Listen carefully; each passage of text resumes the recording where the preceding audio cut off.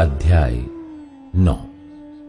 ये सब कुछ मैंने मन लगाकर विचारा कि इन सब बातों का भेद पाऊं कि किस प्रकार धर्मी और बुद्धिमान लोग और उनके काम परमेश्वर के हाथ में हैं।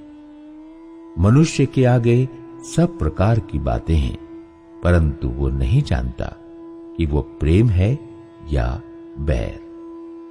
सब बातें सबों के लिए एक समान होती हैं, धर्मी हो या दुष्ट, भले शुद्ध या अशुद्ध, यज्ञ करने और न करने वाले, सबों की दशा एक ही सी होती है। जैसी भले मनुष्य की दशा वैसी ही पापी की दशा, जैसी शपथ खाने वालों की दशा वैसी ही उसकी जो शपथ खाने से डरता है। जो कुछ सूर्य के नीचे किया जाता है उसमें ये एक दोष है कि सब लोगों की एक सी दशा होती है और मनुष्यों के मनों में बुराई भरी हुई है, और जब तक वे जीवित रहते हैं उनके मन में बावलापन रहता है, और उसके बाद वे मरे हुओं में जा मिलते हैं। परंतु जो सब जीवितों में हैं उसे आशा है, क्योंकि जीवत कुत्ता मरे हुए सिंह से बढ़कर है। क्योंकि जीवत तो इतना जानते हैं कि वे मरेंगे, परंतु मरे हुए कुछ भी नहीं जानते, और न उनको कुछ और बदला मिल सकता है, क्योंकि उनका स्मरण मिट गया है। उनका प्रेम और उनका बैर और उनकी डाह नष्ट हो चुकी है। और अब जो कुछ सूर्य के नीचे किया जाता है उसमें सदा के लिए उनका और कोई भाग न होगा। अपने मार्ग पर चला जा, अपनी रोटी आनंद से खाया कर, और मन में सुख मानकर अपना दाख मधु पिया कर, क्योंकि परमेश्वर तेरे कामों से प्रसन्न हो चुका है। तेरे वस्त्र सदा उजले रहें और तेरे सिर पर तेल की घटी ना हो।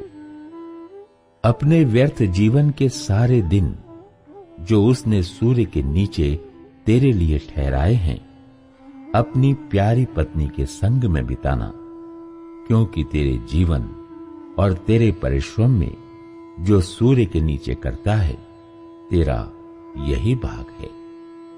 जो काम तुझे मिले उसे अपनी शक्ति भर करना, क्योंकि अधोलोक में जहां तू जाने वाला है न काम, न युक्ति, न ज्ञान और न बुद्धि है।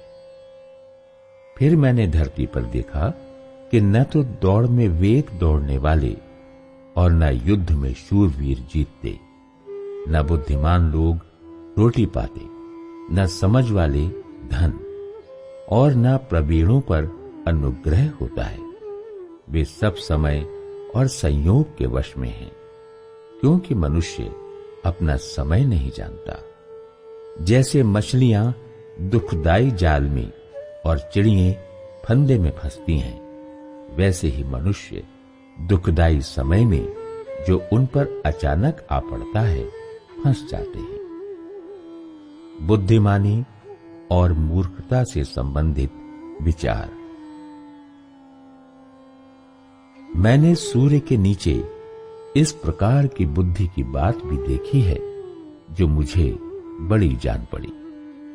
एक छोटा सा नगर था जिसमें थोड़े ही लोग थे, और किसी बड़े राजा ने उस पर चढ़ाई करके उसे घेर लिया और उसके विरुद्ध बड़ी मोर्चेबंदी कर ली।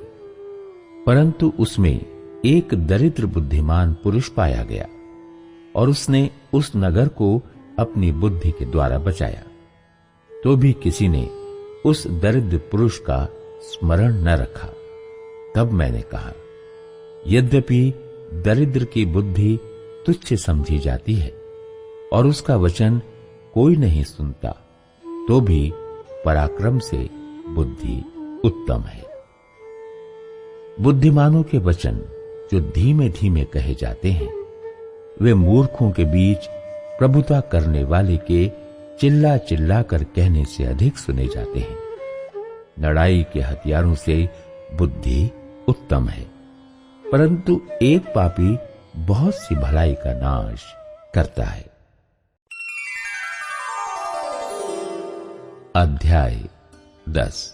मरी हुई मक्खियों के कारण गंधी का तेल सड़ने और बसाने लगता है, और थोड़ी सी मूर्खता बुद्धि और प्रतिष्ठा को घटा देती है।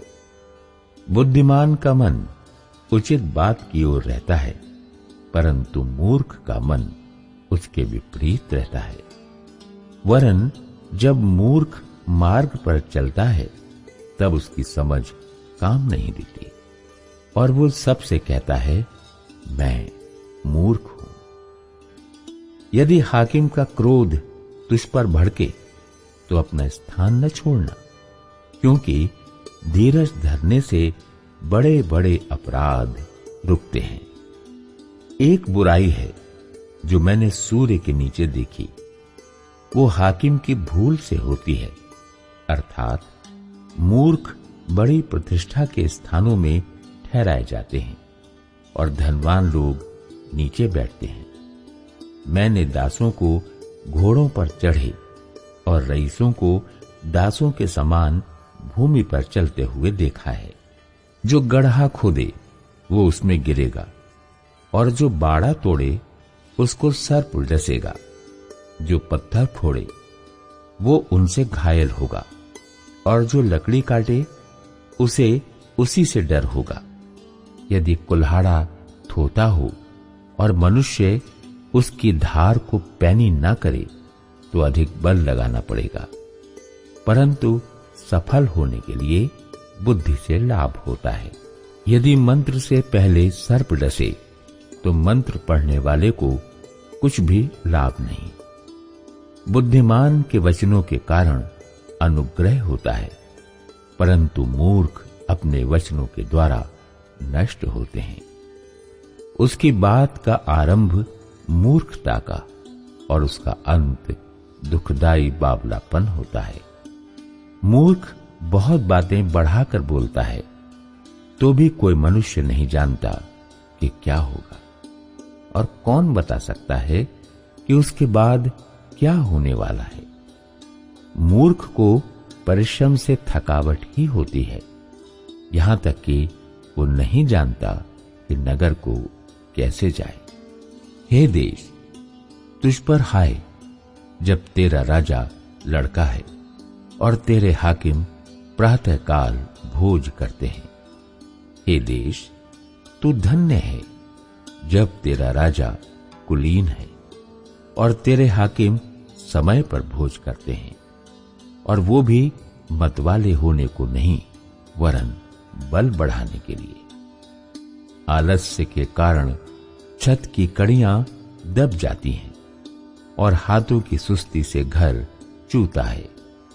भोज हंसी खुशी के लिए किया जाता है और दाख मधु से जीवन को आनंद मिलता है, और रुपयों से सब कुछ प्राप्त होता है। राजा को मन में भी शाप न देना, न धनवान को अपने शयन की कोठरी में शाप देना, क्योंकि कोई आकाश का पक्षी तेरी वाणी को ले जाएगा और कोई उड़ने वाला जंतु उस बात को प्रकट कर देगा।